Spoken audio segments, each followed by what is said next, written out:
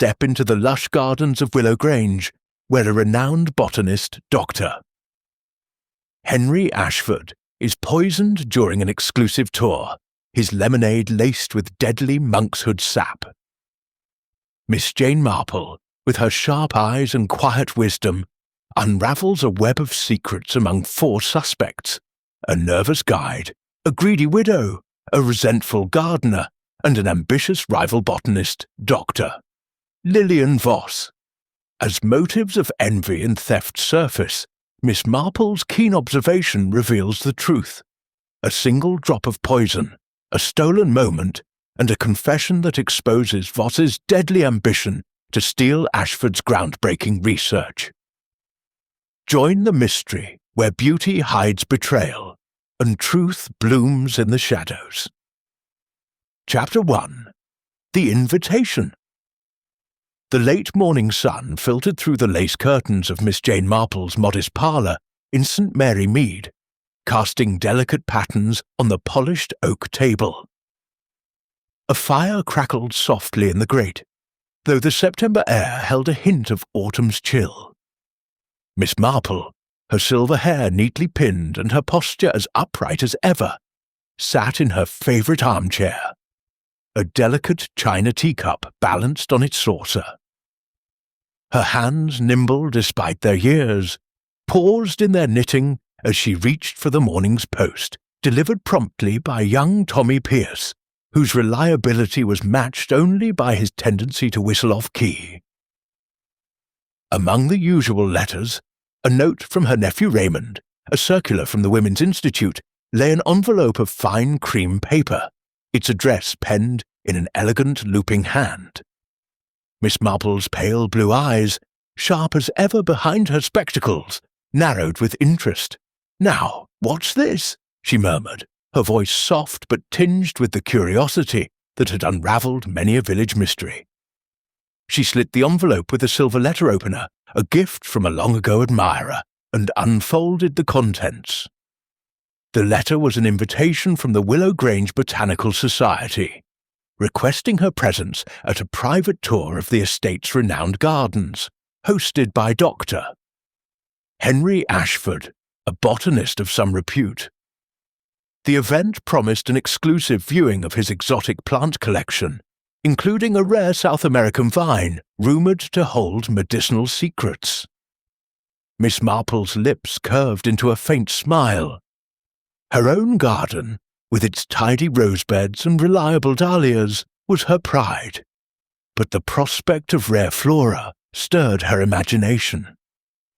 A change from pruning, she said to herself, her needles resuming their rhythmic click, and perhaps a chance to observe more than plants. She leaned back, her mind drifting to Willow Grange, a sprawling estate some miles from St. Mary Mead, known for its glass houses and meticulously curated grounds. Dr. Ashford's name was familiar. She recalled snippets from the village grapevine, tales of his travels to distant jungles, and his rivalry with a certain doctor. Voss, whose ambition was said to rival his own. Miss Marple's memory, a vast and orderly archive, summoned these details effortlessly. "People are so like their gardens," she mused. "Some flourish, some hide thorns." The invitation specified a small select group, which piqued her interest further. Small gatherings, she knew, often revealed more than grand ones. She thought of her friend Mrs. Bantry, who once remarked that Miss Marple could spot a scandal in a vicarage tea party. "Not scandal, Dolly," Miss Marple had corrected gently, "but truth, which is often less tidy." She resolved to attend, sensing that Willow Grange might offer more than botanical wonders. As she sipped her tea, now cooling, she considered the practicalities. The tour was set for the following day, and a hired car would be necessary. Her days of cycling were long past. She made a mental note to telephone Mr. Hodges, the local driver, whose gossip was as reliable as his punctuality. Rising, she crossed to her writing desk, penned a brief acceptance, and sealed it with care. The letter, now ready for Tommy's next round, seemed to carry a weight beyond its paper. Miss Marple returned to her knitting, her thoughts wandering to the people she might meet at Willow Grange. A guide, no doubt, eager to impress. A gardener perhaps protective of his domain. Guests with their own agendas. And Dr. Ashford himself, whose passion for plants might mask other secrets. She had seen it before. Men and women whose outward lives were as orderly as a herbaceous border. Yet beneath lay roots tangled with envy or greed. It's the human heart, she reflected, that bears the most curious blooms. The clock on the mantel chimed 11, and Miss Marple set her knitting aside. She would need to choose a suitable hat, something practical yet dignified, for a garden tour demanded both. As she climbed the stairs to her bedroom, her step was light, her mind alive with anticipation.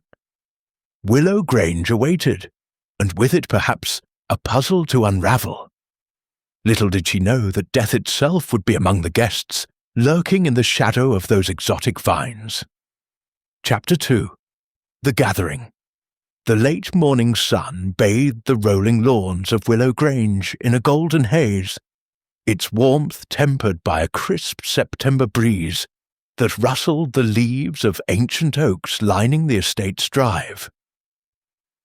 Miss Jane Marple, seated in the back of Mr. Hodges's polished black sedan, peered through the window as the car crunched along the gravel path. Her sensible tweed coat and a modest hat, adorned with a single feather, lent her an air of quiet respectability. She had chosen the hat with care, knowing that first impressions, like first blooms, often set the tone.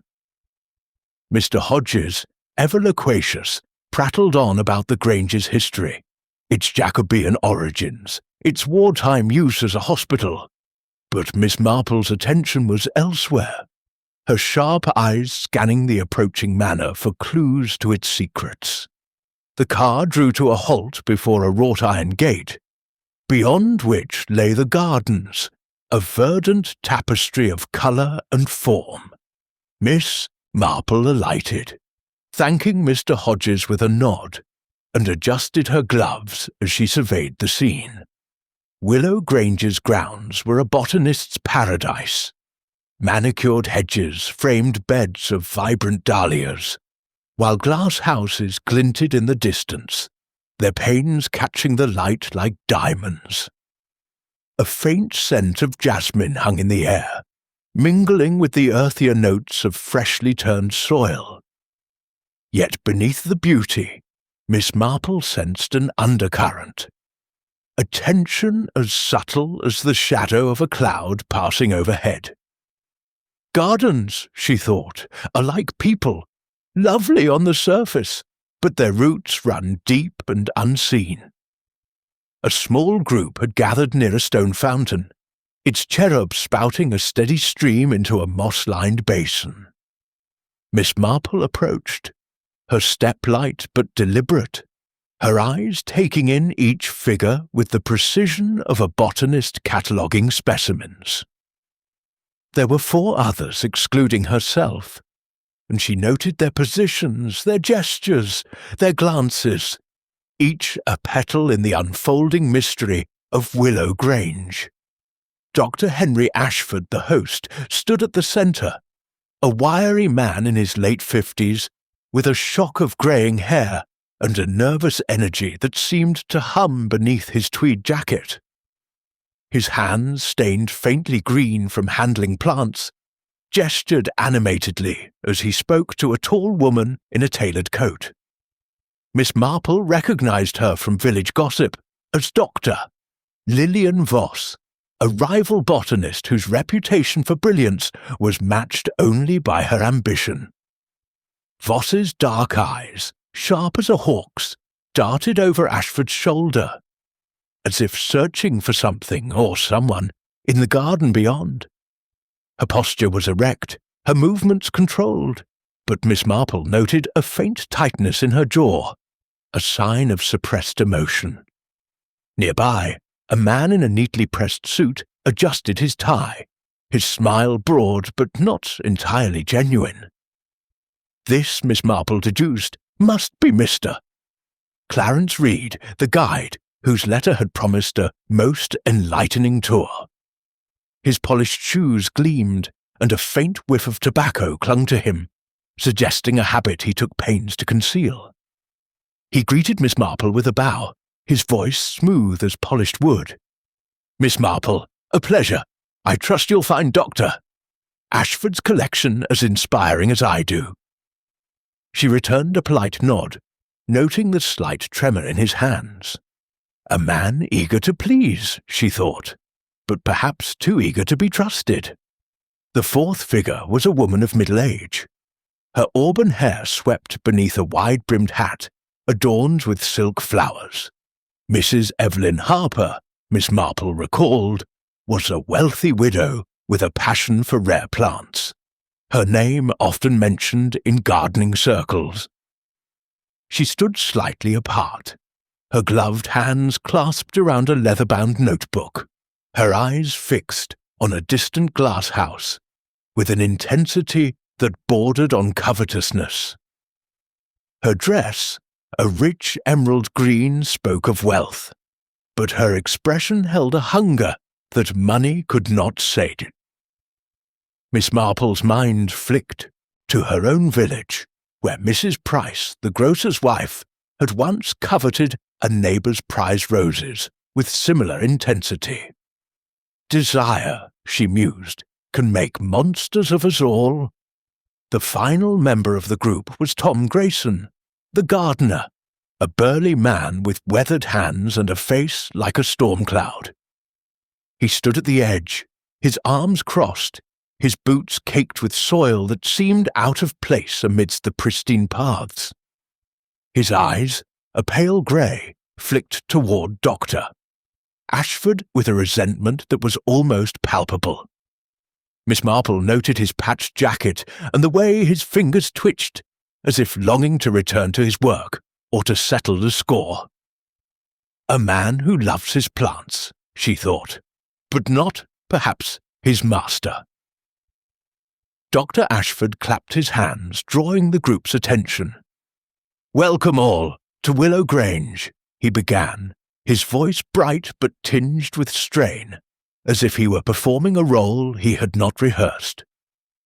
"Today, you'll see wonders few have witnessed, plants from the farthest corners of the globe, including my pride, a rare Liana venenosa from the Amazon." He gestured toward a glass house, its door secured with a heavy padlock. "Its properties are remarkable, but I shan't bore you with science just yet." His laugh was forced, and Miss Marple's eyes narrowed. He's guarding something, she thought, and not just his plants. As the group followed Ashford along a gravel path, Miss Marple lagged slightly, her pace allowing her to observe without drawing attention. She noted how Reed hovered near Ashford, his questions too eager, his notebook filled with hasty scribbles. Voss, meanwhile, walked with a purposeful stride, her gaze fixed on the glasshouse, as if she could see through its walls. Mrs. Harper's steps were slower, her eyes darting to every rare bloom, her fingers brushing the petals of a scarlet orchid with a lover's touch. Grayson trailed behind, his expression darkening each time Ashford mentioned his collection. A garden of secrets, Miss Marple thought, her knitting bag swinging gently at her side. The path led to a shaded grove, where a table had been set with refreshments, a pitcher of lemonade, a plate of sandwiches, and a bowl of glistening fruit. Reed, ever the dutiful guide, poured glasses for each guest, his hands steady now, as he handed one to Ashford. Miss Marple accepted hers with a polite smile, but her eyes were on the pitcher, its contents catching the sunlight like liquid gold. She sipped sparingly, her mind recalling a long-ago incident in St. Mary Mead, where a glass of elderberry wine had concealed a darker intent. One must always watch the hands, she thought, and what they offer. Ashford led them onward, his voice growing animated as he described a bed of carnivorous plants, their glistening traps snapping at passing insects. Mrs. Harper gasped in delight, her notebook open as she jotted notes. Voss, however, remained silent, her eyes fixed on Ashford's every move, as if memorizing his words. Miss Marple noted a faint stain on Voss's sleeve, greenish, like plant sap, and filed it away in her mental catalogue. A woman who handles more than paper, she thought, her fingers tightening on her bag. The tour paused at the edge of a sunken garden, its centre dominated by a sprawling vine that seemed to pulse with life. "The Liana venenosa," Ashford announced, his voice dropping to a reverent whisper. "Its sap holds properties that could revolutionize medicine or destroy it if mishandled." He glanced at Voss, a flicker of unease crossing his face. She met his gaze with a cool smile, her notebook snapping shut. Miss Marple's eyes lingered on the vine, its leaves glossy and menacing, and she thought of the village chemist, Mr. Polk, who once warned her of plants that could kill as easily as cure. Nature, she mused, is never neutral. As the group moved toward the glass house, Miss Marple fell into step beside Mrs. Harper, whose enthusiasm for the vine was almost feverish. "Such a treasure," the widow murmured, her eyes gleaming. "I'd give anything to have it in my conservatory." Miss Marple nodded sympathetically, but her mind was elsewhere, noting the way Harper's gloved fingers twitched, as if itching to pluck a cutting. Desire, she thought again, is a seed that grows quickly. Grayson, who had been silent, suddenly spoke, his voice rough as gravel. "That vine's trouble," he muttered, his eyes on Ashford. "Too much fuss for something that don't belong here." Ashford's smile tightened, and Miss Marple caught the briefest glance of irritation. A man at odds with his employer, she thought, her mind conjuring images of her own gardener, old Mr. Stubbs, whose loyalty was unwavering, but whose temper flared at criticism. Reed, sensing the tension, clapped his hands. "Shall we continue? The glass house awaits." His voice was bright, but Miss Marple noted the sweat beading on his brow despite the cool air. She followed the group, her steps measured, her senses alert. The glass house loomed ahead, its locked door a silent challenge. Ashford produced a key, his fingers fumbling slightly, and Miss Marple's eyes narrowed. A man who locks his treasures, she thought, fears thieves, or worse. Inside, the air was thick with humidity, the scent of earth and greenery overwhelming.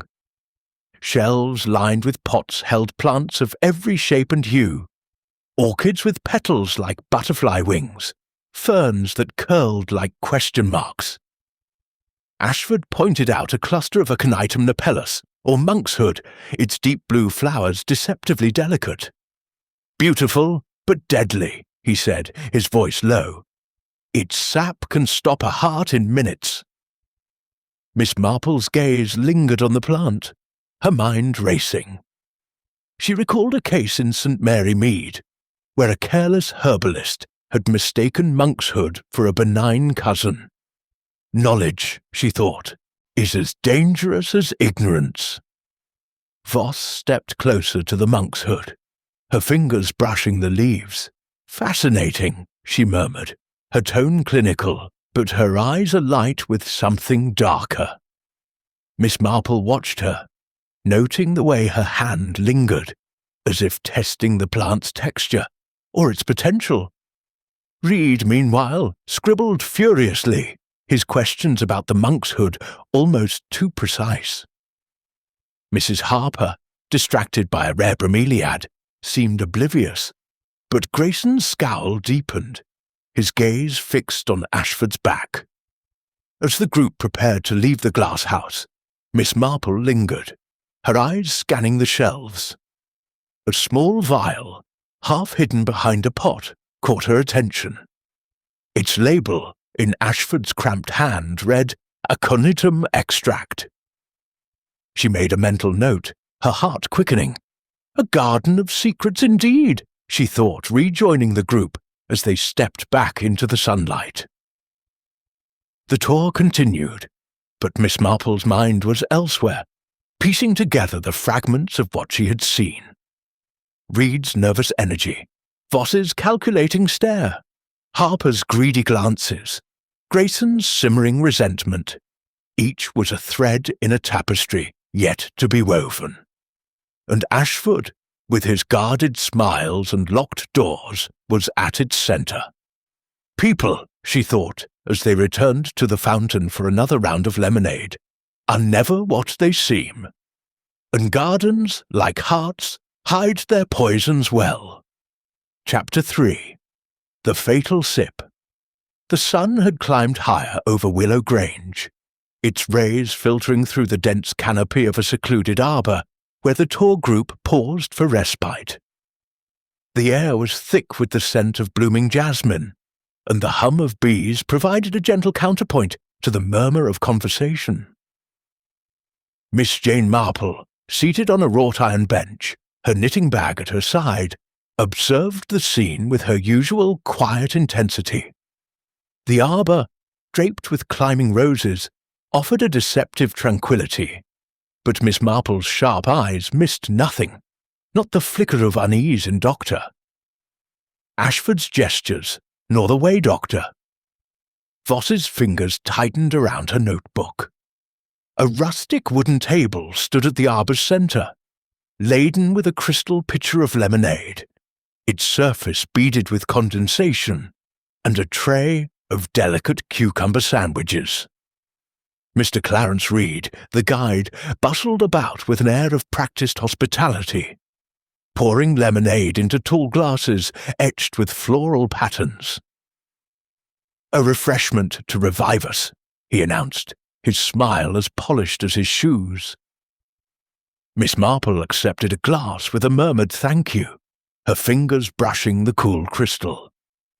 She sipped cautiously, her mind flitting to a long-ago tea party in St. Mary Mead, where a bitter aftertaste had betrayed more than poor brewing. Dr. Henry Ashford stood near the table, his wiry frame taut as he recounted the properties of a nearby Nepenthes Raja, its pitcher-like traps glistening with nectar. "Nature's ingenuity," he said, his voice carrying a note of pride that bordered on obsession. Mrs. Evelyn Harper, her emerald dress catching the light, leaned forward, her eyes alight with fascination, while Doctor. Lillian Voss listened with a cool detachment, her pen poised over her notebook. Tom Grayson, the gardener, lingered at the arbour's edge, his arms crossed, his gaze fixed on the ground as if the earth itself held his confidence. Miss Marple's attention shifted to Ashford as he raised his glass, the lemonade catching a stray beam of sunlight. He took a generous sip, his Adam's apple bobbing, and continued speaking, gesturing toward a distant glasshouse. "The liana venenosa awaits us," he said, his words slightly rushed. "Its potential is—" He stopped abruptly, his hand flying to his throat. A strangled gasp escaped him, and his glass slipped from his fingers, shattering on the stone path. The lemonade seeped into the earth, a dark stain spreading like ink. Ashford's face contorted, his eyes wide with panic, and he collapsed amidst a bed of ferns, his body twitching briefly before falling still. A stunned silence gripped the group. Mrs. Harper let out a stifled scream, Her gloved hand pressed to her mouth. Reed dropped the pitcher, which miraculously did not break, and staggered back, his face ashen. Voss's notebook fell to the ground, her expression unreadable, while Grayson's scowl gave way to a flicker of shock. Miss Marple, her heart quickening but her demeanour calm, set her glass down carefully and rose, her eyes scanning the scene with the precision of a hawk. "Stay back, please," she said softly, her voice carrying an authority that belied her frail appearance. She knelt beside Ashford, her fingers hovering over his wrist, though she knew the gesture was futile. His skin was clammy, his pulse absent. The faint scent of almonds, not from the lemonade but from his breath, confirmed her suspicion. "Poison," she murmured, her mind racing through the catalogue of toxins she had encountered in her village, where a chemist's error or a gardener's oversight could turn deadly. Reed, recovering his composure, stammered, "Is he dead?" Miss Marple replied, her tone matter-of-fact but not unkind. She rose, brushing a speck of soil from her skirt, and turned her attention to the shattered glass. Its fragments glittered among the ferns, the remaining liquid pooling in a hollow leaf. She noted its clarity, no cloudiness, no sediment, but her instincts, honed by years of observing human nature, told her the poison had been in the glass, not the pitcher. A deliberate act, she thought, and one planned with care. Mrs. Harper, her face pale beneath her hat, clutched her notebook like a talisman. "Who would do this?" she whispered, her voice trembling. Miss Marple observed the widow's wide eyes, which held fear, but also a flicker of calculation. "Some see opportunity in tragedy," she thought, recalling a saint, Mary Mead widow, who had turned a death to her advantage. Voss stepped forward, her composure restored, though her hands betrayed a slight tremble as she retrieved her notebook. "We must call a doctor," she said, her voice crisp, "and the police." Her eyes met Miss Marple's briefly, and the old lady noted a glint of something. Defiance, perhaps, or guilt. "A woman who thinks quickly," Miss Marple mused, "but perhaps too quickly."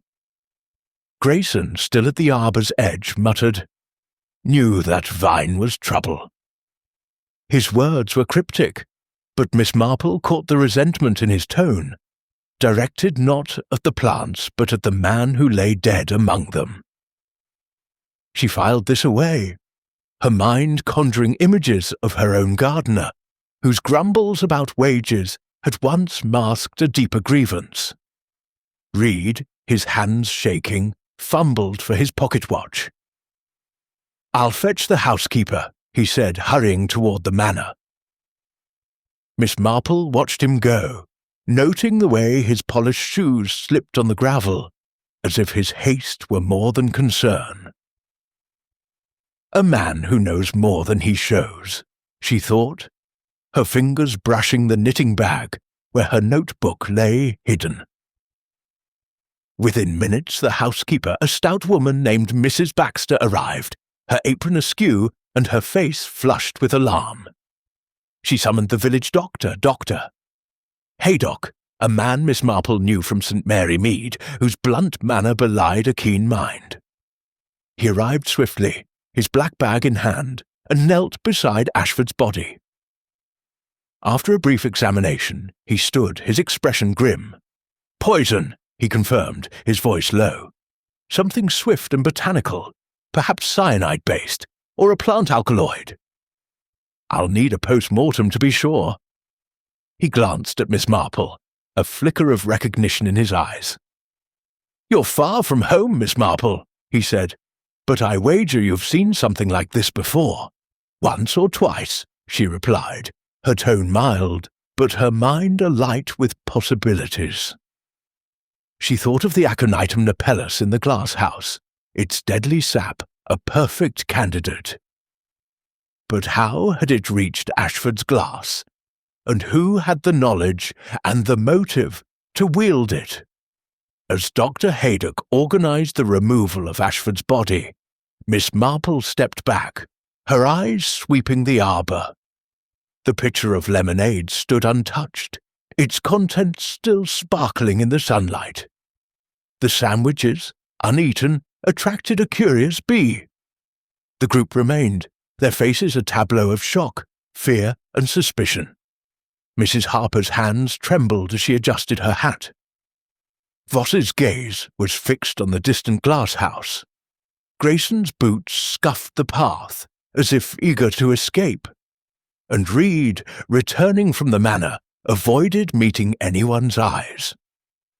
Miss Marple's thoughts turned to her village, where a poisoned cup of tea had once unravelled a web of jealousy. It's always the small things, she thought. A glance, a gesture, a glass. She resolved to watch closely, for the seeds of murder had been sown, and their roots lay hidden among the living. As the group dispersed, summoned to the manor to await the police, Miss Marple lingered, her eyes on the shattered glass. Its fragments a silent witness to the fatal sip. Chapter 4. The Guide's Tale.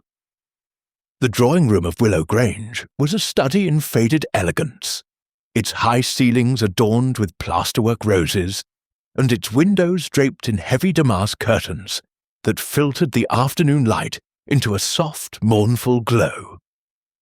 Miss Jane Marple sat in a high-backed chair near the fireplace, her knitting bag at her feet, her hands folded neatly in her lap. The air was thick with the scent of old wood and wax polish, undercut by the tension that hung over the room like a storm cloud.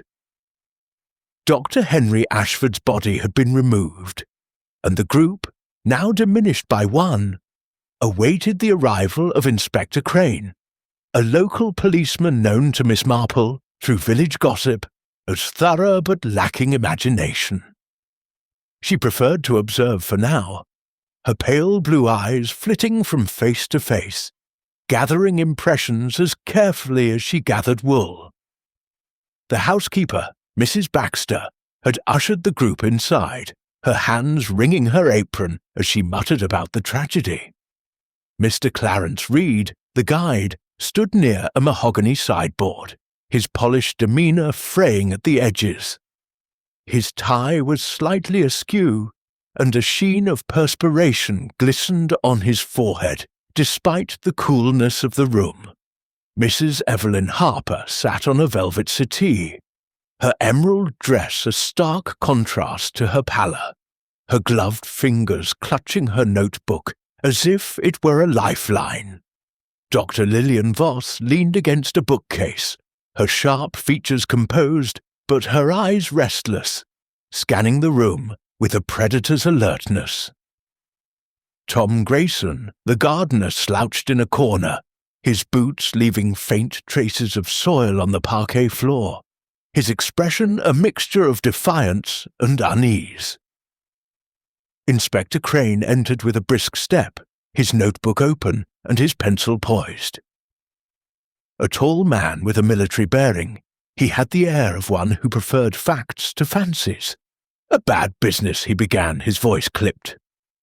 Dr. Ashford was poisoned, likely by something in his lemonade. "We'll need statements from each of you." His gaze settled on Reed, who straightened as if caught in a spotlight. "Mr. Reed, you served the drinks. Let's start with you." Reed cleared his throat, his hands smoothing his jacket in a nervous gesture. "Of course, Inspector," he said, his voice striving for its usual smoothness, but faltering slightly. "I prepared the lemonade myself this morning, in the kitchen. Fresh lemons from the estate's orchard. Sugar, water, nothing more. I poured from the same pitcher for everyone, including myself." He gestured toward the group, his smile strained. "We all drank. and no one else is ill, so it can't have been the picture. Miss Marple, her eyes half closed as if dozing, noted the slight tremor in Reed's hands and the way his gaze darted to the door, as if he longed to flee. A man who protests too much, she thought, recalling a saint. Mary Mead, shopkeeper, who had once over-explained a missing loaf of bread, revealing his guilt in the process. She observed the faint scent of tobacco clinging to Reed's coat, a detail at odds with his polished exterior. And why, she mused, does he keep glancing at the glasshouse key on the sideboard? Inspector Crane scribbled in his notebook. "You're certain everyone drank from the same pitcher?" he asked, his tone sceptical. "Absolutely," Reed replied too quickly. "I poured each glass myself, right there in the arbour." Dr. Ashford's was no different. He hesitated, then added, "I did step away briefly to fetch more ice from the kitchen, but the pitcher was never out of sight." Miss Marple's fingers twitched, as if reaching for her knitting needles. Never out of sight, she thought, but perhaps not closely watched.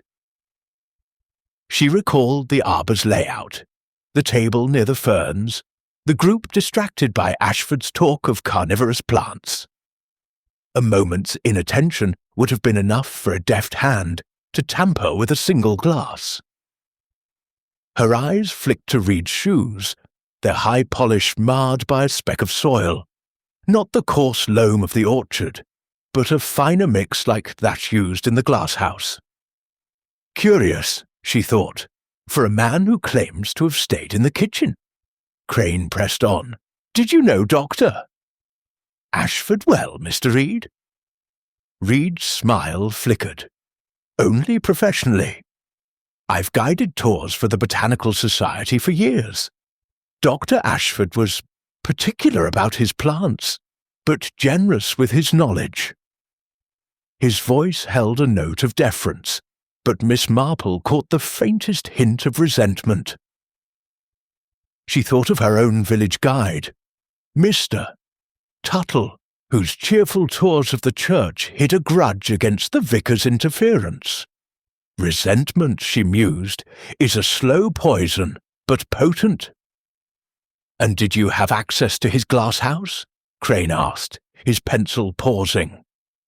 Reed hesitated, his fingers brushing his tie, only when he allowed it. "The glasshouse is kept locked. Doctor Ashford was very particular about that. I've seen inside, of course, during preparations for the tour, but I don't have a key." His eyes flicked again to the glasshouse key, now resting innocently on the sideboard. Miss Marple followed his glance, her mind cataloguing the detail. A key, she thought, is only as secure as the hands that hold it. Crane nodded, jotting a note. "Very well. Stay here, Mr. Reed. We'll speak again." He turned to the others, his gaze sweeping the room. "No one leaves the estate until we've sorted this out." "Understood." Mrs. Harper let out a small gasp, her notebook slipping slightly in her grasp. Voss's lips tightened, but she said nothing, her eyes fixed on a point beyond Crane's shoulder. Grayson muttered something under his breath, his hands clenching into fists. Miss Marple, her expression serene, watched them all, her mind as active as the bees in the garden outside.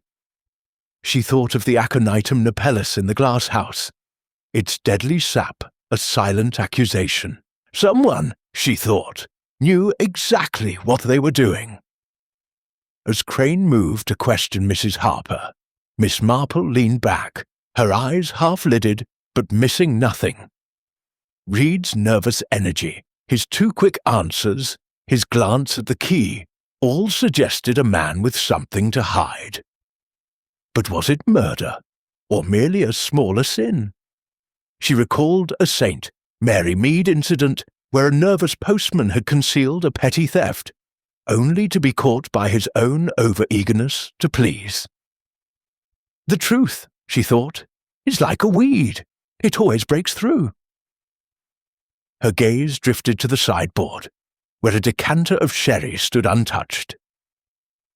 Beside it lay a small pile of botanical journals, their pages dog-eared and marked with Ashford's cramped handwriting.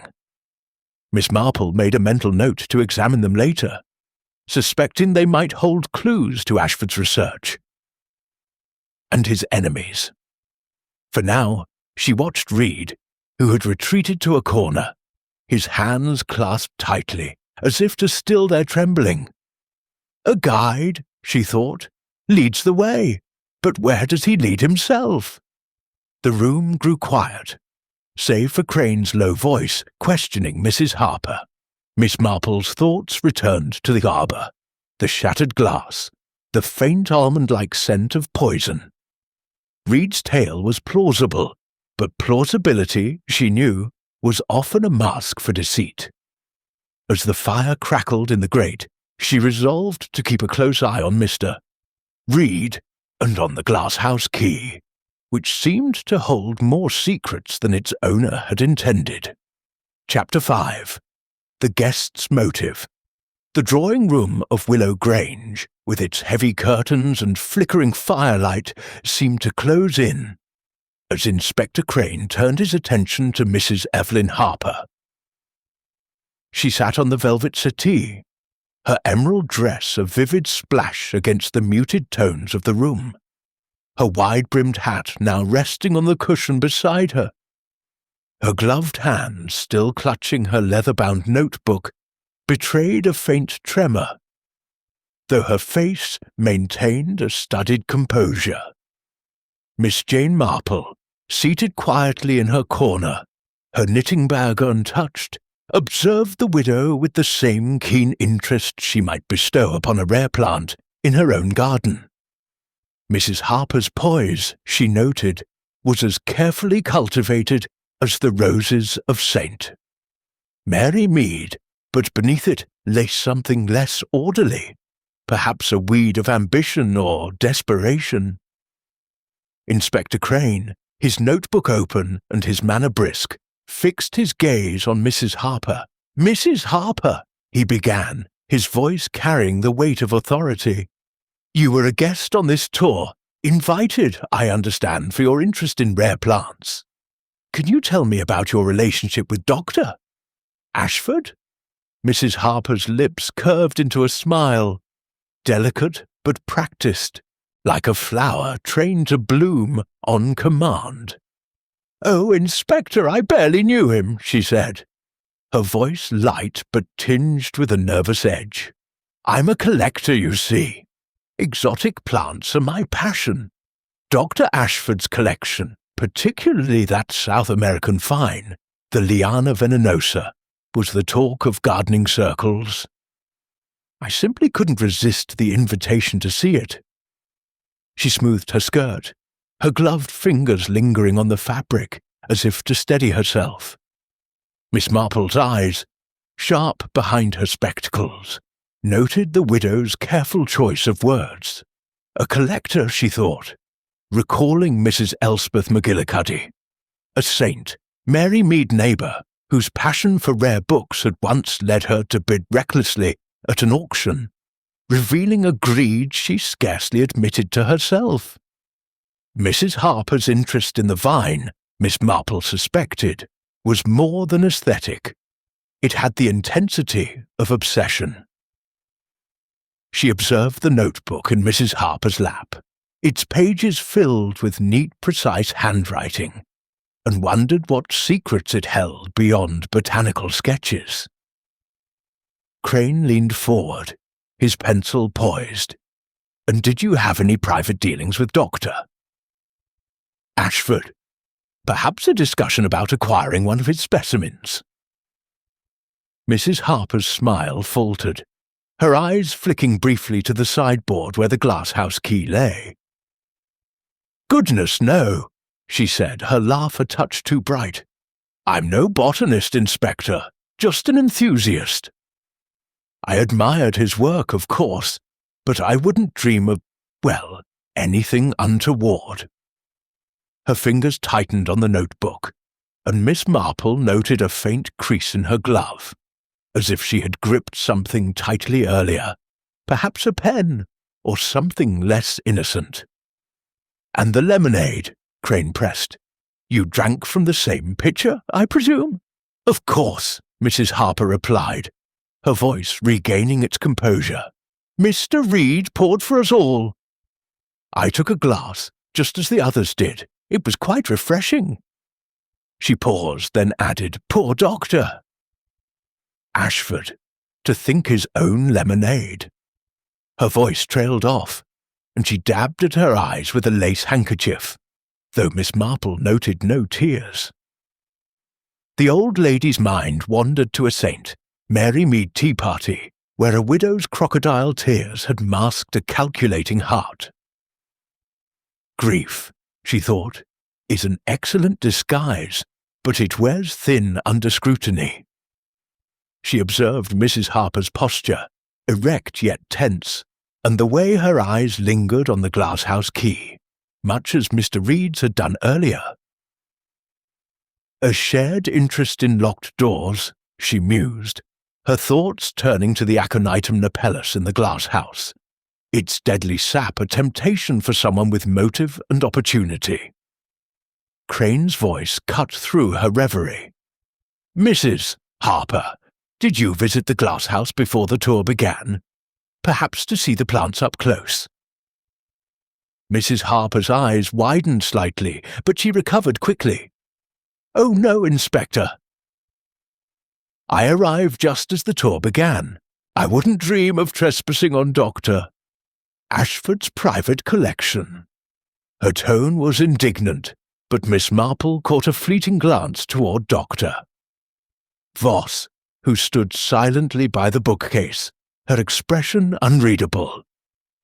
A woman who protests her innocence, Miss Marple thought, but fears another's knowledge. Crane jotted a note, his brow furrowed. "And you had no reason to wish Doctor Ashford harm? No professional rivalry? No personal grievance?" "None whatsoever," Mrs. Harper said firmly, her chin lifting. "I'm a widow, Inspector, with means enough to indulge my hobbies. I've no need for rivalries or grudges." She adjusted her pearls, a gesture Miss Marple recognized as a shield, much like the way her village friend Mrs. Price would fuss with her brooch when deflecting gossip. Wealth, Miss Marple thought, can buy many things, but not always innocence. As Crane moved to question Doctor Voss, Miss Marple's gaze lingered on Mrs. Harper. The widow's composure was admirable, but her eyes betrayed her, darting to the glasshouse key, to Voss, to the botanical journals on the sideboard. Miss Marple recalled the tour, how Mrs. Harper's fingers had brushed the scarlet orchid with a lover's touch, her notebook open to sketch its form. But had she also sketched a plan? The old lady's mind turned to the vial of aconitum sap she had glimpsed in the glasshouse, its label in Ashford's hand. A collector, she thought, might collect more than plants, perhaps a poison, or a key. The room grew quiet, save for the crackle of the fire and the scratch of Crane's pencil. Mrs. Harper resumed her seat, her notebook now closed, her hands folded demurely. But Miss Marple noted a faint smudge on her glove.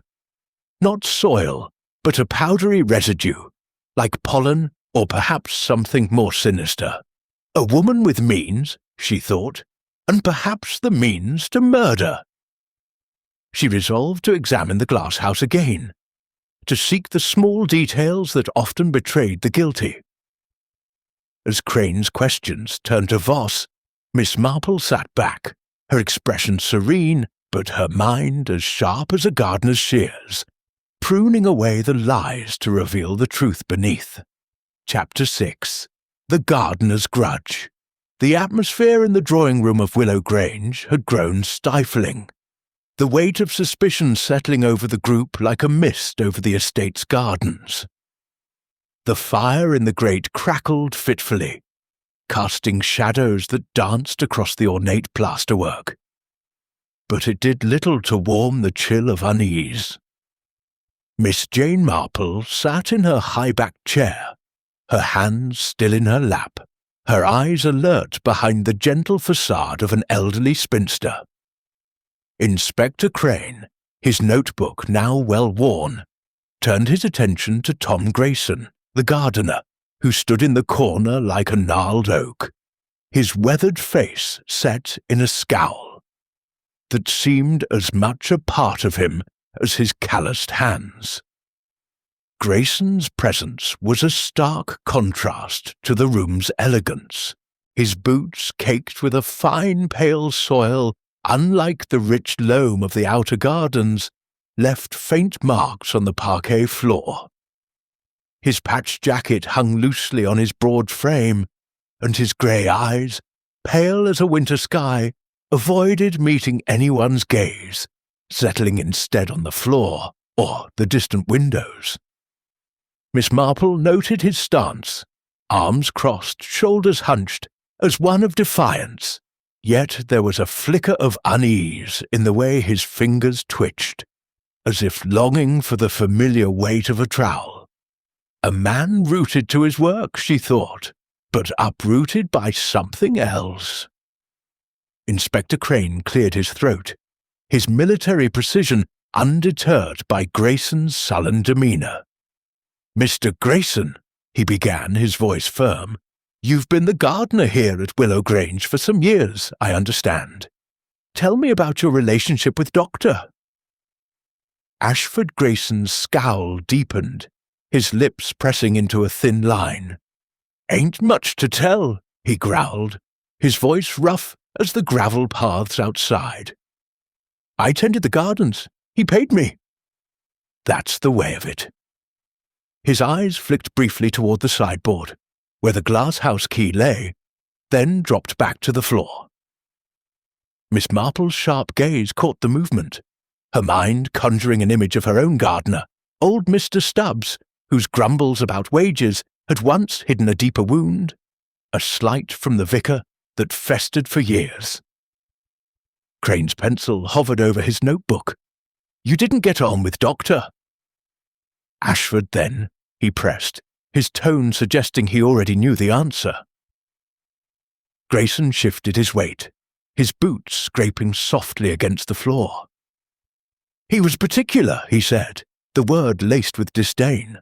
"Always fussing over his plants, his precious vine, his locked glass house. Didn't trust me to touch his special ones. Said I'd ruin them. Threatened to sack me once, over a blasted orchid that wilted 'cause of his own neglect." His voice rose, then fell abruptly, as if he'd caught himself. "But I didn't touch his lemonade, if that's what you're thinking." Miss Marple's fingers twitched, as if reaching for her knitting needles, though they remained in her bag. A man who feels slighted, she thought, is like a plant starved of light, prone to twist in dangerous ways. She noted the soil on Grayson's cuff, not the coarse earth of the flower beds, but a finer mix, like that used for potting rare specimens. It was the same soil she had seen in the glass house, where the Aconitum napellus stood in its deadly beauty. Curious, she mused, for a man barred from the glass house to carry its soil. Crane leaned forward, his eyes narrowing. "You had access to the glass house, Mr. Grayson, despite Dr. Ashford's restrictions?" Grayson's jaw tightened, his hands clenching into fists. "I've got keys to the sheds, the tool house, but not that glass house," he said, his voice low. "He kept it locked tighter than a bank vault. Only went in when he let me, to water or move pots. Last time was days ago." He paused, then added, "I know plants, Inspector, but I ain't no poisoner. My work's keeping things alive, not killing 'em." Miss Marple's mind flickered to a saint, Mary Mead incident, where a gardener's assistant, resentful of his master's criticism, had sabotaged a prize marrow. Resentment, she thought, can make a man careless or cunning. She observed Grayson's hands, rough and scarred, but capable of precision, hands that could prune a rose or perhaps extract a poison. The aconitum sap, she recalled, required careful handling, but a gardener would know its dangers and its uses. Crane's voice cut through her thoughts. "Where were you when the lemonade was served, Mr. Grayson?" "In the arbour with the others." Grayson nodded, his eyes still on the floor. I was there. Didn't drink none, though. Lemonade's too fancy for me. I was checking the ferns, making sure they weren't wilting. Ashford was prattling on about his vine, as usual. His tone carried a bitter edge, and Miss Marple noted the way his gaze darted to Doctor. Voss, who stood silently by the bookcase, her expression unreadable. A man who sees more than he says, she thought, and perhaps blames more than he admits. "And you saw nothing unusual?" Crane asked, his pencil scratching. "No one near, Doctor." "Ashford's glass?" Grayson shook his head, but his hesitation was brief, almost imperceptible. Everyone was milling about, listening to him. "I wasn't watching the table." His voice was flat, but Miss Marple caught a flicker of something, guilt or fear, in his eyes. She thought of the shattered glass in the arbour, its contents seeping into the earth, and wondered if Grayson's inattention was as innocent as he claimed. Crane made a note, his brow furrowed. "You didn't like Doctor?" "Ashford, did you, Mr. Grayson? A man who threatens your livelihood might stir some ill feeling." Grayson's eyes flashed, but he kept his voice steady. "I didn't like him. No. Fussy, ungrateful sort. Always looking down his nose. But I've worked here 10 years, Inspector. If I wanted him gone, I'd have left, not done that." He gestured vaguely toward the arbour, his hand trembling slightly. Miss Marple's gaze lingered on that tremble, recalling a saint. Mary Mead labourer, whose shaking hands had betrayed a theft, not a murder, but the principle was the same. The body speaks, she thought, when the tongue will not. Crane closed his notebook with a snap. "That's enough for now, Mr. Grayson. Don't leave the estate." He turned to the group, his voice firm. "We'll continue these interviews shortly." "Stay here." Grayson retreated to his corner, his scowl returning like a cloud over the sun. Miss Marple watched him, her mind weaving connections. The soil on his cuff, his resentment, his proximity to the glasshouse, all pointed to opportunity, if not motive. She thought of the liana venenosa, Ashford's pride, and Grayson's muttered warning about its dangers. "A gardener knows his plants," she mused, "and perhaps they're poisons." Her eyes drifted to the sideboard, where the botanical journals lay beside the glasshouse key. She made a mental note to examine them, suspecting they might reveal Ashford's secrets, and those of his enemies. For now, she observed Grayson, his broad shoulders hunched, as if bearing a weight heavier than his tools. A grudge, she thought, is like a weed. It grows in silence, but it can choke a garden. As Crane prepared to question Doctor. Voss, Miss Marple sat back, her expression serene, but her mind as sharp as a pruning knife, ready to cut through the tangle of lies. Chapter 7. The Rival's Ambition. The drawing-room of Willow Grange, with its sombre light and air of suppressed tension, seemed to tighten its grip on the assembled group as Inspector Crane turned his attention to Dr. Lillian Voss. She stood by the bookcase, her tailored coat pristine, her dark eyes sharp and unyielding, like a falcon assessing its prey. Her posture was one of controlled confidence, but Miss Jane Marple, seated quietly with her knitting bag at her side, noted the faintest twitch of her fingers as they rested on her notebook. It was a small tell, but to Miss Marple it was as revealing as a shout in a silent church. A woman of ambition, she thought, recalling a saint. Mary Mead schoolmistress whose calm exterior had masked a fierce desire for recognition. Inspector Crane, his notebook open and his manner methodical, fixed his gaze on Voss.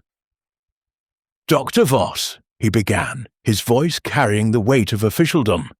"You're a botanist, like Dr. Ashford. I understand you were rivals. Can you tell me about your relationship with him?"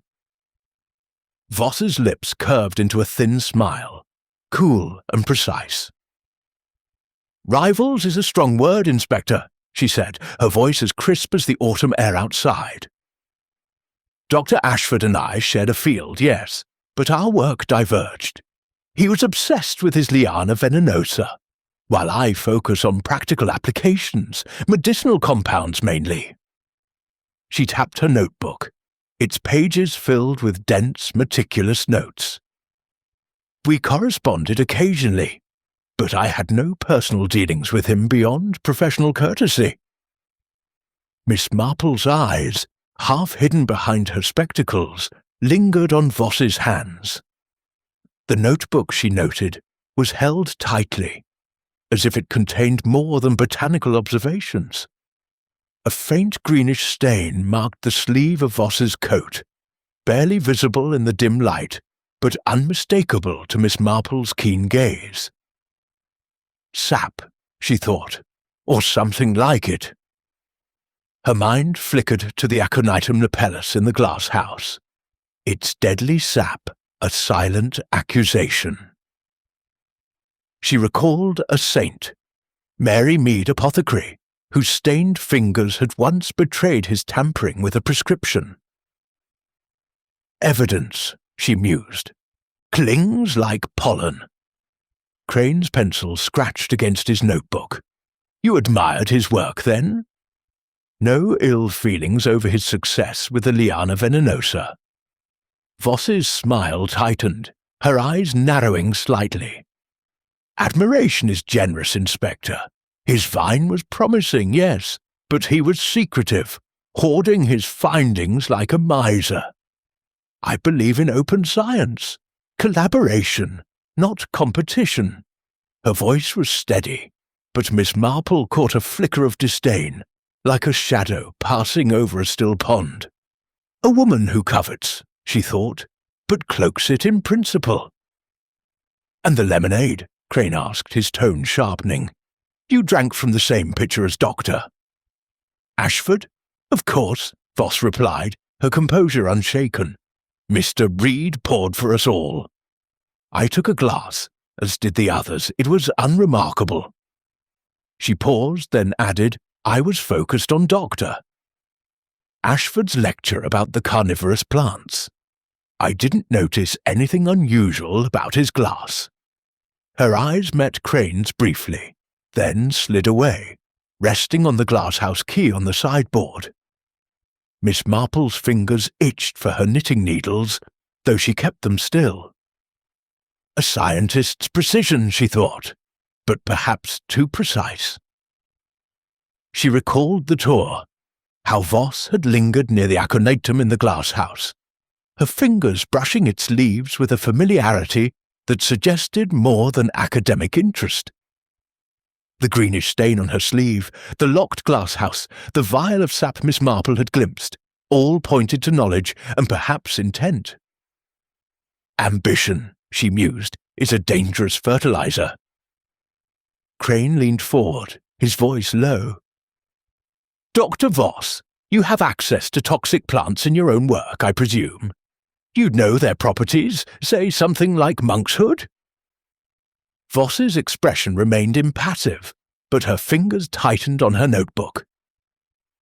"Naturally," she said.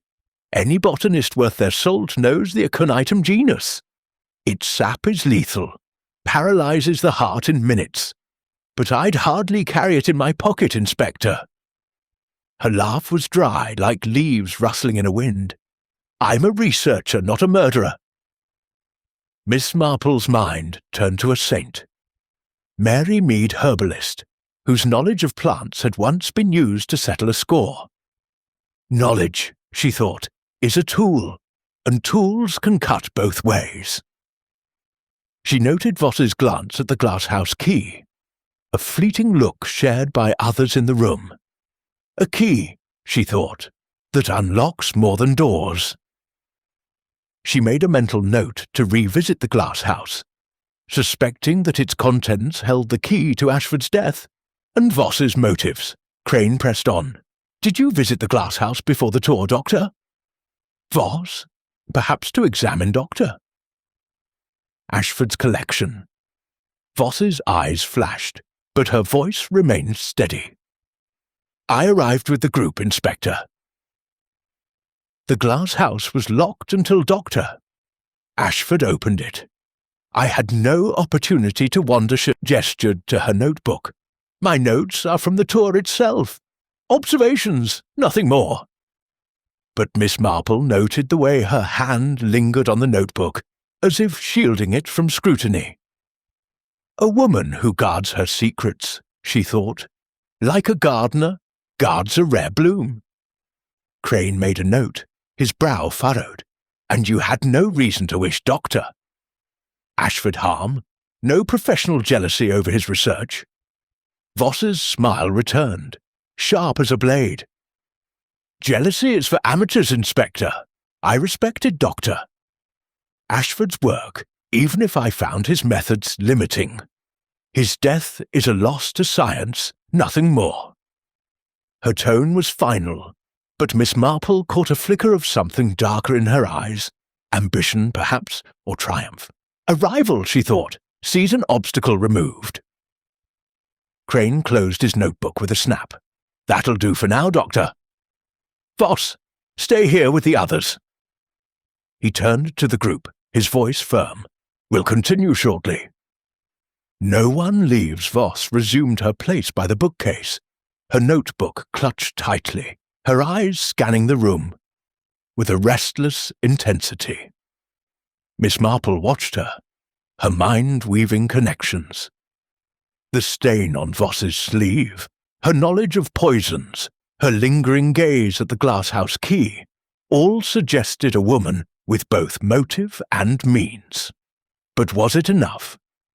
Miss Marple thought of the shattered glass in the arbour, the faint almond-like scent of poison, and the vial of aconitum sap. A scientist, she mused, knows how to experiment and how to cover her tracks. Her gaze drifted to the sideboard, where the botanical journals lay, their pages marked with Ashford's notes. She resolved to examine them, suspecting they might reveal the prize Voss coveted. For now, she observed the room. Mrs. Harper's nervous fingers, Grayson's sullen silence, Reed's fidgeting hands. Each was a thread in a tapestry of deceit, and Voss, with her sharp mind and sharper ambition, was a figure at its centre. The heart, Miss Marple thought, is a garden of its own, and ambition its most poisonous bloom. As Crane prepared to question the next suspect, she sat back, her expression serene, but her mind as keen as a gardener's shears, ready to prune away the lies. Chapter 8. The Greenhouse Clue. The afternoon light had softened into a golden haze over Willow Grange, casting long shadows across the gardens, as Miss Jane Marple made her way toward the glass house.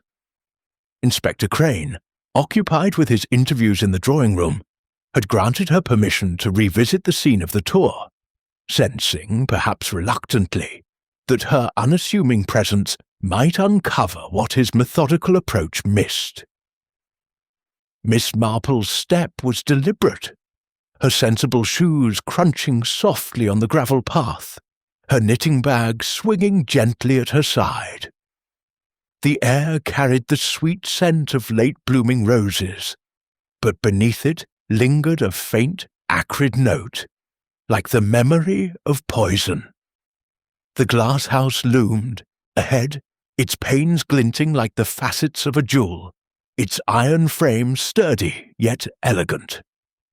The heavy padlock that had guarded its door during the tour now hung open, a silent invitation or a careless oversight.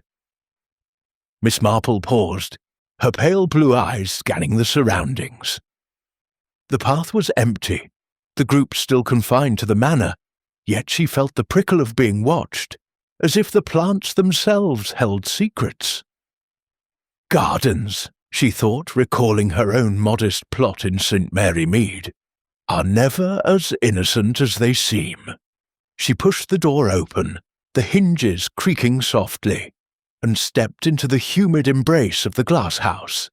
The air was thick with the earthy musk of soil and the sharp tang of greenery, a world apart from the crisp September breeze outside.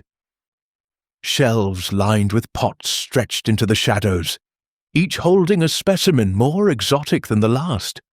Orchids with petals like velvet, ferns curling like delicate questions, and the menacing liana venenosa, its glossy leaves seeming to pulse with life. Miss Marple's gaze lingered on the vine, its presence a silent reminder of Doctor. Ashford's pride and his peril, her eyes sharp despite her years, swept the room methodically. She moved past a row of Nepenthe's pictures, their traps glistening with deceptive nectar, and paused at a workbench cluttered with tools, vials, and handwritten labels. It was here, during the tour, that she had glimpsed the vial of Aconitum napellus sap, its label in Ashford's cramped hand. She found it again, half hidden behind a cracked terracotta pot, its glass glinting faintly in the filtered light. The vial was nearly empty, a thin film of viscous liquid clinging to its base. "Recently used," she murmured, her voice barely audible above the hum of a distant bee. Miss Marple's fingers, gloved to avoid contamination, hovered over the vial without touching it. She noted its position, concealed, yet not carefully so, as if someone had placed it in haste. Her mind flickered to a saint. Mary Mead incident, where a chemist's assistant had hidden a bottle of arsenic behind a stack of tinctures, only to be betrayed by a careless smudge. The smallest things, she thought, speak the loudest. Her gaze shifted to the workbench, where a pair of gardening gloves lay crumpled beside a trowel. They were small, too delicate for Grayson's rough hands, and bore a faint greenish stain, like the one she had seen on Doctor. Voss's sleeve. She leaned closer, careful not to disturb the scene, and detected a faint, bitter scent, monk's hood, unmistakable to one familiar with its dangers. Not a gardener's gloves, she mused, but a scientist's, perhaps. She recalled Voss's lingering touch on the aconitum during the tour, her clinical interest masking something deeper. Miss Marple stepped back, her eyes scanning the shelves for further clues. A small notebook, its cover worn and stained with soil, caught her attention.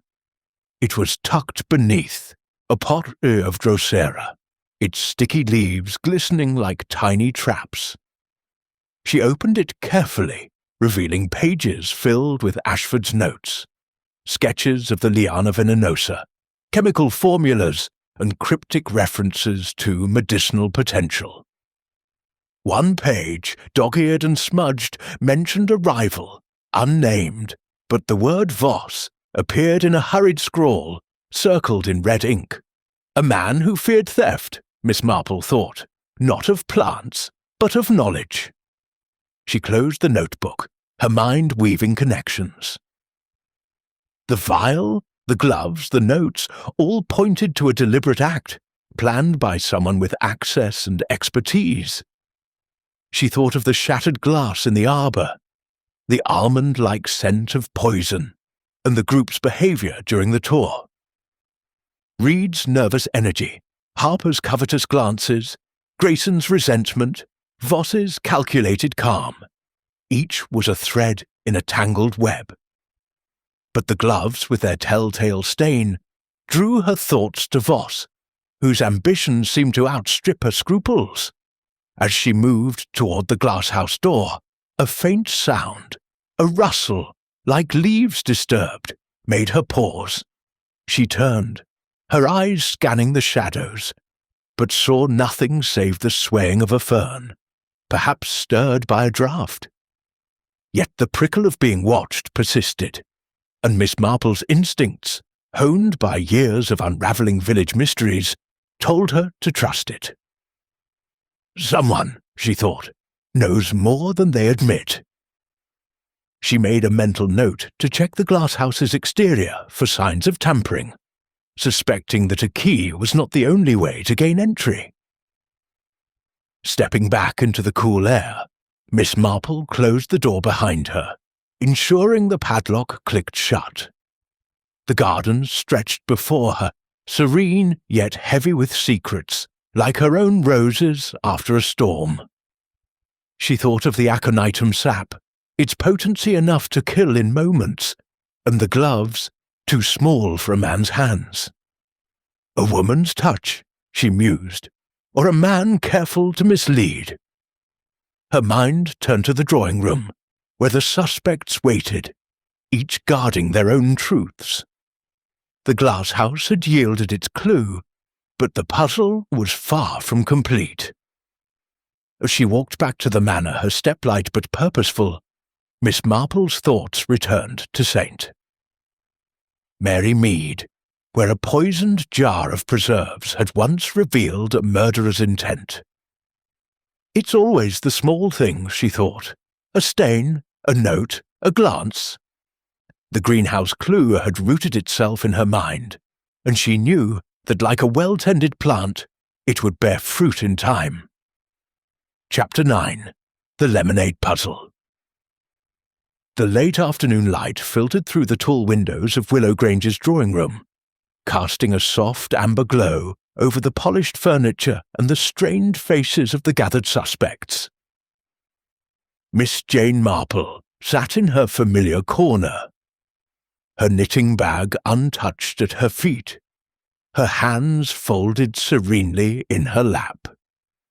Yet her pale blue eyes, sharp as ever behind her spectacles, darted from one figure to another, noting the subtle shifts in posture, the fleeting glances, the unspoken tensions that hung in the air like the scent of rain before a storm. Inspector Crane had concluded his initial interviews, and the group awaited further instructions, their silence heavy with suspicion. Miss Marple, however, was far from idle. Her mind was piecing together the fragments of the day, and the lemonade that had felled Dr. Ashford loomed large in her thoughts. With Crane's permission to revisit the scene of the tragedy, Miss Marple excused herself, her step light but purposeful, as she made her way back to the arbour where Ashford had taken his fatal sip. The gardens of Willow Grange were quieter now, the bees subdued, the roses drooping slightly as the day waned. The arbour, with its climbing roses and wrought-iron benches, seemed almost too peaceful, a stage set for a drama that had already played its deadly act. Miss Marple paused at the edge, her gaze settling on the rustic wooden table where the lemonade pitcher had stood, its crystal surface now removed by Crane's men for examination. The ground beneath, however, held her interest. There, among the ferns, lay the faint outline of spilled liquid, now absorbed into the earth. She knelt carefully, her gloved hands brushing aside a frond to examine the spot where Ashford's glass had shattered. The fragments had been collected as evidence, but a faint stain remained. A dark patch on the soil that carried a bitter, almond-like scent. Miss Marple's lips pursed slightly, her mind recalling the Aconitum napellus sap she had seen in the glasshouse, its potency confirmed by Doctor. Haydock's grim diagnosis. "Not in the picture," she murmured, "but in the glass." The distinction was crucial, for it narrowed the moment of opportunity, and the hands that could have seized it. Her thoughts turned to the tour's sequence, as vivid in her memory as the pages of a well-read book. Mr. Reed had poured the lemonade after the group's detour through the glasshouse, where Doctor. Voss had lingered near the monk's hood, her sleeve stained with sap. Mrs. Harper had been distracted by a scarlet orchid, her notebook open to sketch its form, while Grayson had hovered at the arbour's edge, his resentment palpable. Reed himself had stepped away briefly, claiming to fetch ice, leaving the table momentarily unattended. A moment, Miss Marple thought, is all a murderer needs. She rose, her eyes scanning the arbour for further clues. The table, now bare, offered little, but a nearby fern bore a faint smudge, greenish, like the stain on Voss's sleeve and the gloves in the glasshouse. Miss Marple leaned closer, her nose detecting the same bitter scent. Careless, she thought, or perhaps rushed. She recalled a St. Mary Mead incident, where a careless maid had left a trace of poison on a teacup's rim, betraying her intent to harm a rival. The smallest marks, she mused, tell the largest. Oh, tales returning to the manor, Miss Marple sought out the kitchen, where Mrs. Baxter, the housekeeper, was tidying with a distracted air. "Oh, Miss Marple," she said, her hands fluttering to her apron, "such a dreadful day. Can I help you?" Her round face was flushed, her eyes darting nervously to the door. "I'd like to see the picture, if it hasn't been taken," Miss Marple said, her tone mild but firm. "And perhaps the glasses, if any remain." Mrs. Baxter nodded, leading her to a sideboard where the crystal pitcher stood, its contents now emptied, but its surface still gleaming. "The police took most of the glasses," she said, "but this one was left, mine, I think." She produced a single glass, identical to the others, its floral etchings catching the light. Miss Marple examined it closely, her gloved fingers tracing its rim. No residue, no scent, clean as expected. She turned to the pitcher, tilting it to catch the light. A faint film clung to its interior, but it was the natural sediment of lemon juice, not the telltale bitterness of poison. The pitcher was safe, she thought, but the glass was not. She thanked Mrs. Baxter, her mind returning to the arbour, where Reed's absence had provided a window, brief but sufficient for a poisoner's hand. Back in the drawing room, Miss Marple resumed her seat, her thoughts swirling like leaves in a wind. The group was restless now. Mrs. Harper's fingers toyed with her pearls. Voss's notebook lay closed but guarded. Grayson's boots scuffed the floor, and Reed's polished smile had faded to a nervous tick. Inspector Crane, reviewing his notes, glanced at her, as if sensing her quiet industry. "Miss Marple," he said, "you've been to the arbour. Anything to add?" She smiled, her expression as gentle as a summer breeze. "Only that the lemonade was innocent, Inspector," she said. "The poison was in Doctor." Ashford's glass alone, a precise act, not a careless one. Her words hung in the air, and she noted the reactions. Harper's quick intake of breath, Voss's tightened grip, Grayson's scowl, Reed's sudden pallor. Someone, she thought, knows the truth of that glass. Her mind returned to the glasshouse, the vial of aconitum sap, the stained gloves, the smudged fern. The puzzle was taking shape, its pieces scattered but aligning. she thought of a saint. Mary Mead Tea Party, where a poisoned spoon had been meant for one, not all, revealing a murderer's intent through a single act of precision. The lemonade, she mused, was a distraction. The glass was the weapon. As Crane resumed his questions, Miss Marple sat back, her eyes half-lidded, but her mind as sharp as a gardener's shears, pruning the lies to reveal the truth beneath. Chapter 10. The Confrontation. The drawing-room of Willow Grange, bathed in the fading light of late afternoon, seemed to pulse with a quiet intensity as Miss Jane Marple took her place at its centre. The heavy damask curtains framed the windows like a stage, and the fire in the grate cast flickering shadows across the faces of the assembled group. Inspector Crane, his notebook tucked away, stood by the sideboard, his military bearing softened by a flicker of curiosity as he watched Miss Marple. She had requested this gathering, her voice gentle but insistent, claiming that a few observations might clarify the tragedy of Dr.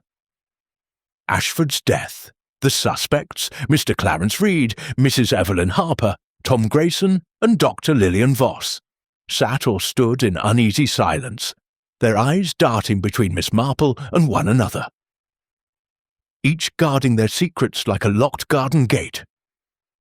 Miss Marple's frail figure belied the sharpness of her mind, her pale blue eyes scanning the room with the precision of a botanist examining a rare specimen. Her knitting bag rested at her feet, untouched, a silent reminder of her unassuming presence. "A dreadful business," she began, her voice soft but carrying an authority that stilled the room. Dr. Henry Ashford was poisoned, as we know, by a sip of lemonade laced with Aconitum napellus sap, monk's hood, a deadly plant from his own glass house. But it was not the pitcher that carried the poison, only his glass, a fact that points to a deliberate and cunning hand. Mrs. Harper's gloved fingers tightened on her notebook, her lips parting in a small gasp. Reed's polished smile faltered, his hands fidgeting with his tie. Grayson's scowl deepened, his boots shifting on the parquet floor, while Voss stood by the bookcase, her dark eyes fixed on Miss Marple with a mixture of defiance and unease. The old lady noted each reaction, her mind as orderly as her saint. Mary Mead Garden, where every weed was plucked with purpose. "Let us consider the tour," Miss Marple continued, her tone conversational, as if discussing a village fete. "We gathered in the arbour, where Mr. Reed poured lemonade for all. Yet Dr. Ashford alone fell, his glass shattered, its contents tainted. The poison, I found, was not in the pitcher, a fact confirmed by the kitchen's clean glassware, but in his glass alone. This required opportunity, and a knowledge of the glasshouse, where the aconitum sap was kept." Reed cleared his throat, his voice strained. "I poured from the same pitcher, Miss Marple. I swear it." His eyes darted to the glasshouse key on the sideboard, a gesture Miss Marple noted with interest. "Indeed, Mr. Reed," she said, her smile gentle but unyielding. "You poured, but you also stepped away, claiming to fetch ice." A brief absence, but enough for a quick hand to act. Reed's face paled, and Miss Marple's thoughts flickered to a saint. Mary Mead shopkeeper, whose brief absence from his counter had allowed a theft. Opportunity, she thought, is a narrow window. She turned her gaze to Mrs. Harper, whose pearls gleamed against her emerald dress. "Mrs. Harper, your passion for rare plants is well known.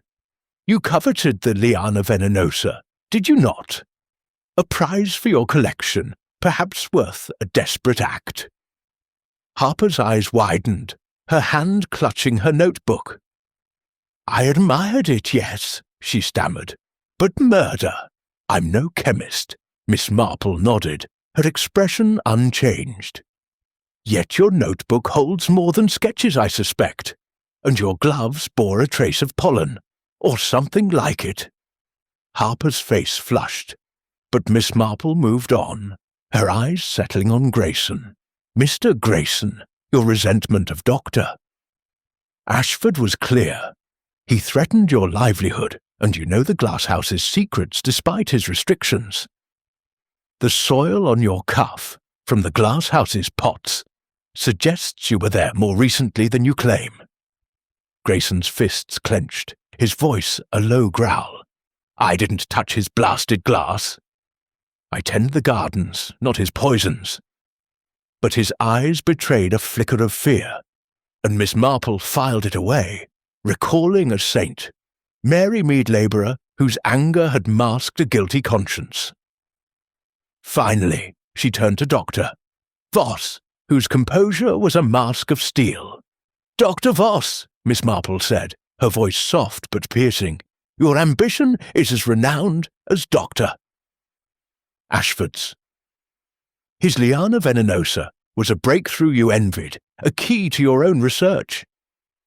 In the glass house, I found a vial of aconitum sap, nearly empty, and gloves stained with its residue. Gloves too small for a man's hands. Your sleeve, too, bore a greenish stain, and you lingered near the monk's hood during the tour. Voss's lips tightened.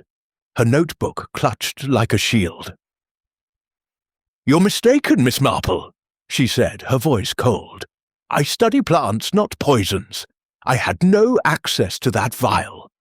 But her eyes flickered to the glasshouse key, and Miss Marple's mind sharpened, sensing the crack in her facade.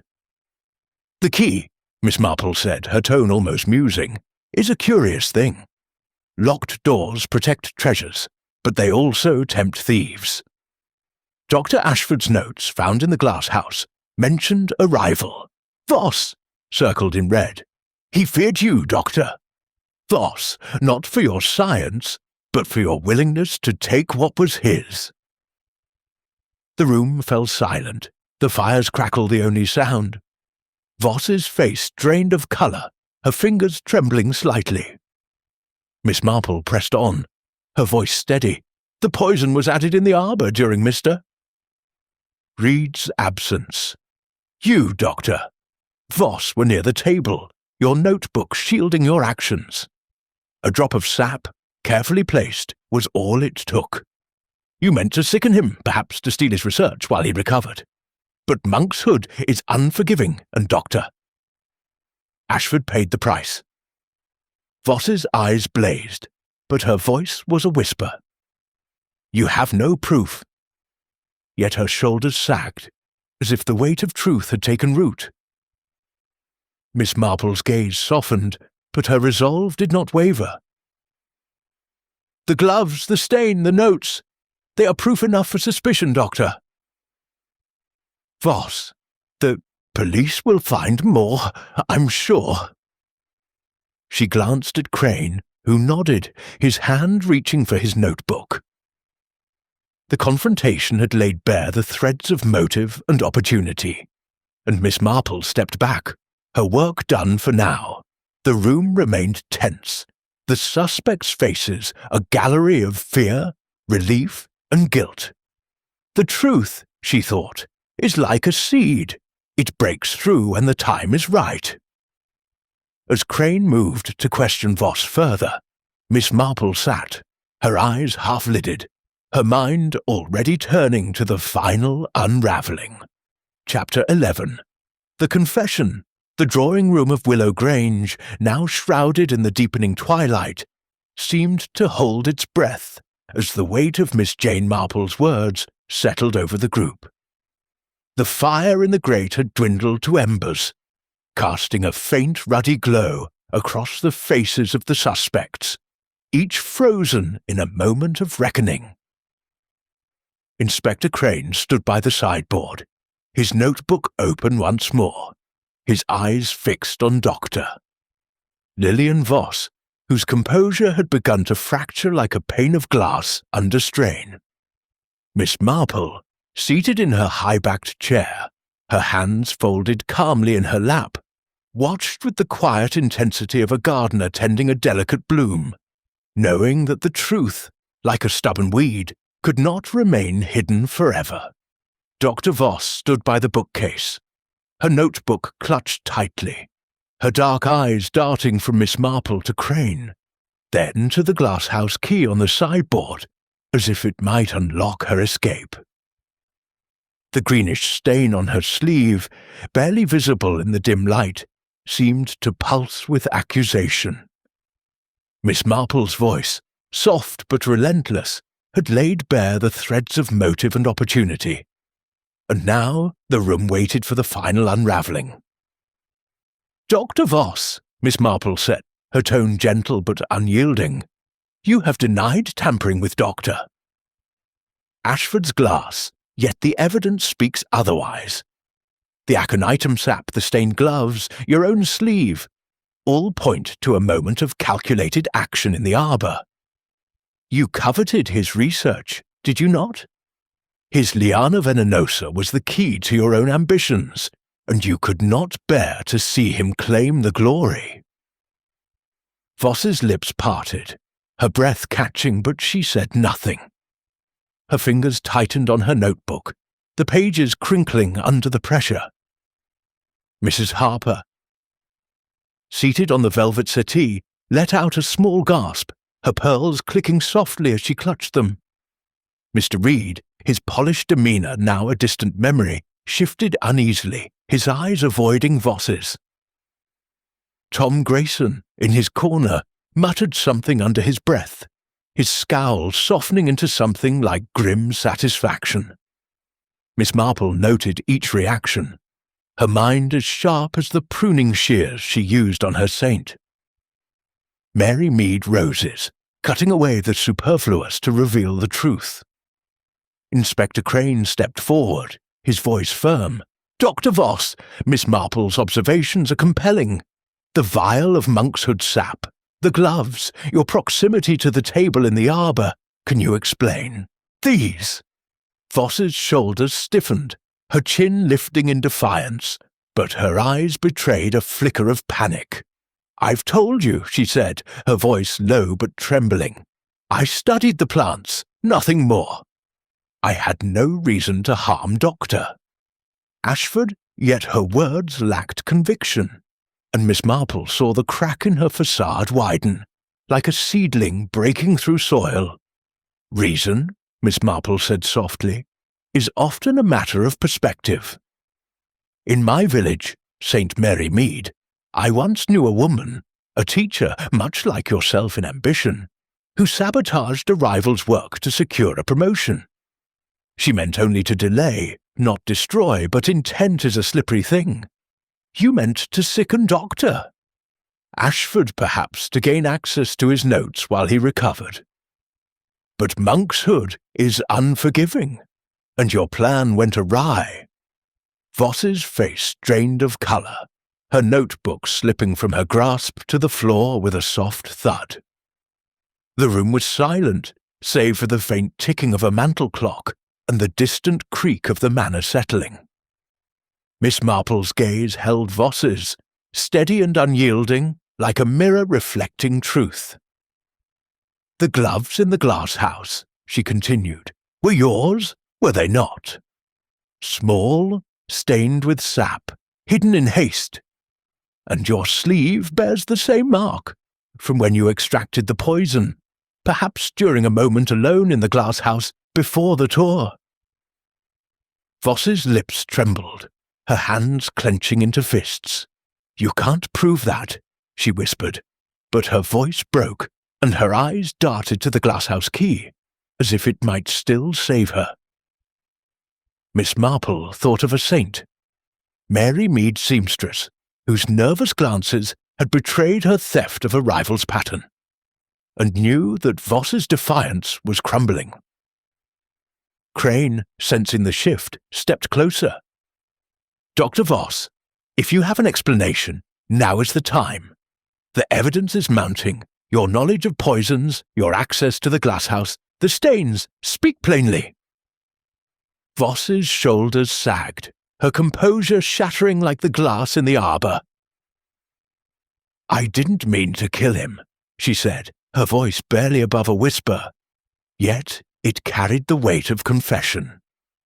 "I only wanted his notes. The liana venenosa was the key to my research, to a breakthrough that could have saved lives.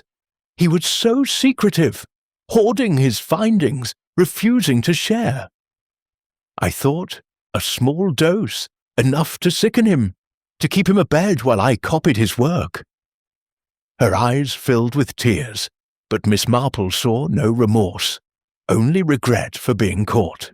"How did you do it?" Crane asked, his pencil poised, his voice steady but urgent. Voss swallowed, her gaze dropping to the floor. "I took the sap from the glasshouse the day before, when Ashford let me in to discuss a collaboration. He was distracted, boasting about his vine.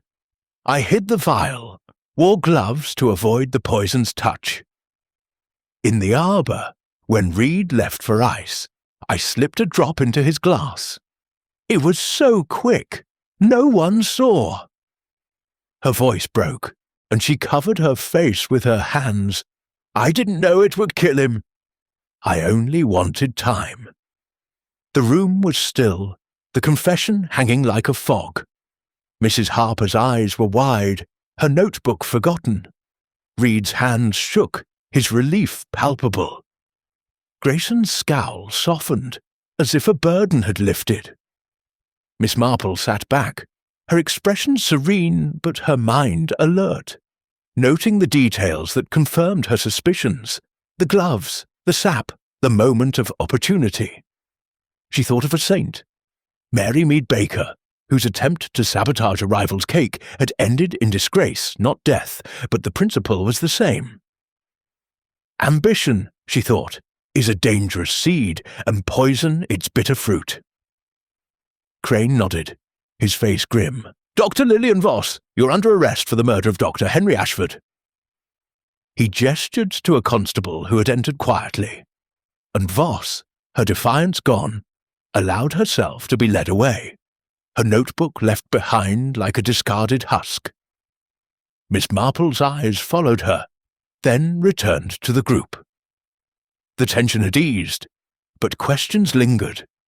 About the research, the key, the secrets Ashford had guarded. She made a mental note to examine his journals, suspecting they held more than botanical data. For now, she sat quietly, her work done, her mind already turning to her roses in Saint. Mary Mead, where truth, like a well-tended garden, always found its way to the light. Chapter 12. The Garden's Peace. The morning sun rose gently over Willow Grange, its rays threading through the mist that clung to the gardens like a delicate veil. The air was crisp, carrying the clean scent of dew and the faint perfume of late-blooming roses. A stark contrast to the heavy tension that had gripped the estate the previous day. Miss Jane Marple stood on the gravel path near the arbour, her sensible coat buttoned against the chill, her hat adorned with a single feather that swayed in the breeze. Her knitting bag hung at her side, a quiet companion as she surveyed the grounds, now serene in the aftermath of Dr. Lillian Voss's confession. The manor behind her was quiet, its windows reflecting the pale light like watchful eyes.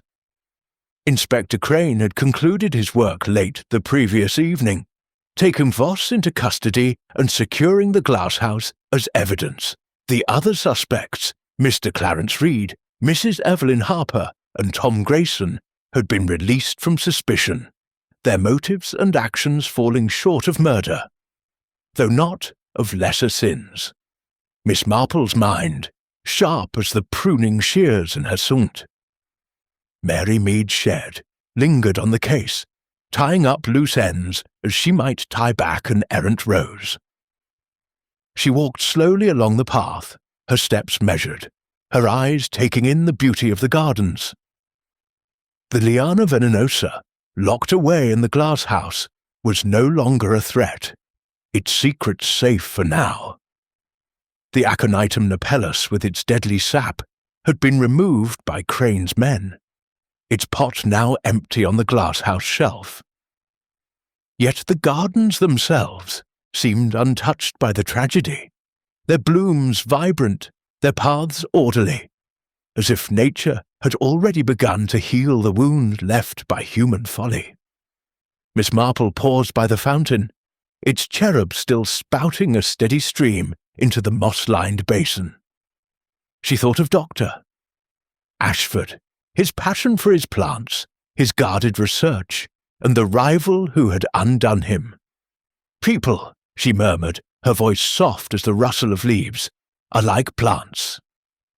Some bloom brightly, bringing beauty. Others choke what grows around them, seeking only their own sun. Her mind drifted to St. Mary Mead, where a jealous neighbour had once poisoned a rival's prized dahlias, a petty act that mirrored Voss's greater crime.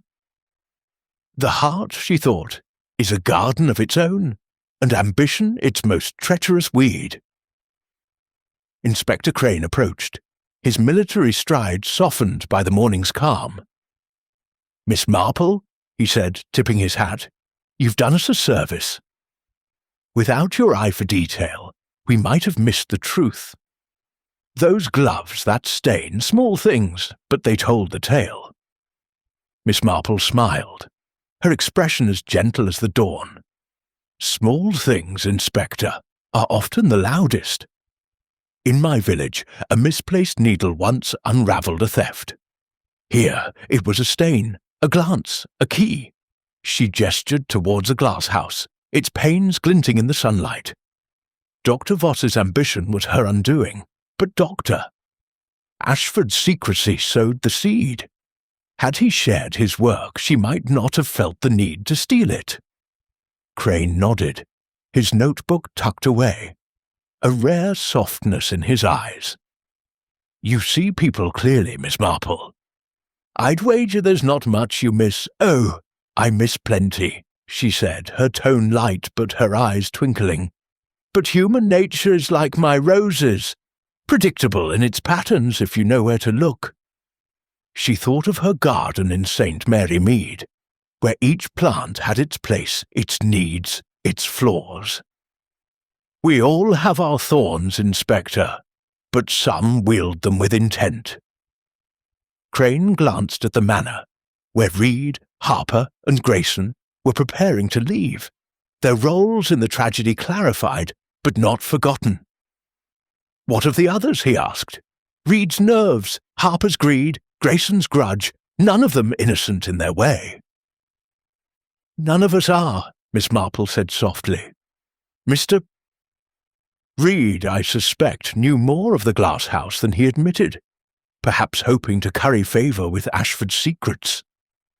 Mrs. Harper's desire for the vine was real, but lacked the cunning for murder. And Mr. Grayson, his anger was deep, but not deep enough to kill. They are weeds, Inspector, but not poisonous ones." Crane chuckled, a rare sound. "You've a way with words, Miss Marple. I'll see to it the journals are examined. Ashford's research may yet do some good, if it's shared properly." Miss Marple nodded, her thoughts on the botanical journals, their pages filled with Ashford's dreams. "A fitting legacy," she said, "if science can bloom where ambition failed." She turned toward the drive, where Mr. Hodges's car waited to take her back to St. Mary Mead. Her roses awaited, their care a quiet joy after the turmoil of Willow Grange. As she walked, the gardens seemed to sigh, their beauty restored, their secrets unearthed. Miss Marple's heart was light, her mind satisfied, like a gardener after a day's work. "The truth," she thought, "is like a seedling. It needs only light to grow." She boarded the car, her hat secure, her knitting bag in hand, and as the manor faded into the mist, she looked forward to her own garden, where no poison lingered, only the promise of new blooms.